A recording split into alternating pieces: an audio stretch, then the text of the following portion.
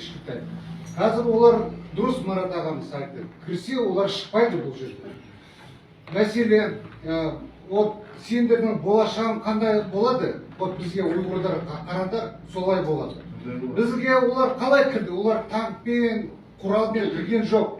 Олар бізге сендерге жардам береміз, анау қораны сүпіреміз, отын жарамыз деп сондай кірді. А біз нәтижесі не шықты? Көріп атсыңдар, біз қазір қаңғырып жүріп атырмыз. Мұсафырдар жерде. Сол осы Қазақстан, менің отаным Қазақстан.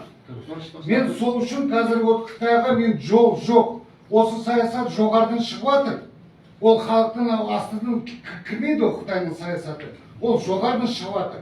Сосын сол жерден жоғарыдан бесім болып жатыр бізге.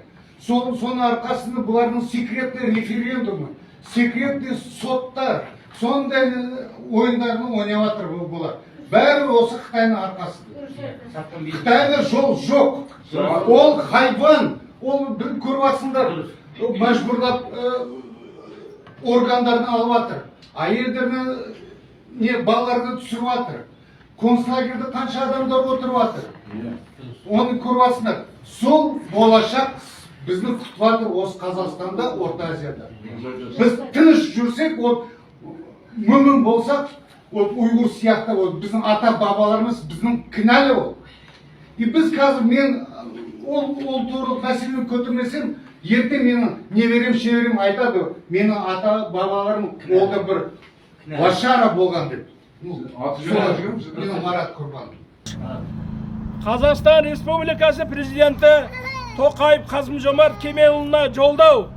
Біз Алматы облысы Еңбекшазақ ауданы Қайназар ауылының тұрғындары Қытай Халық Республикасы азаматтарының Қазақстан Республикасына визасыз кіру режиміне қарсымыз.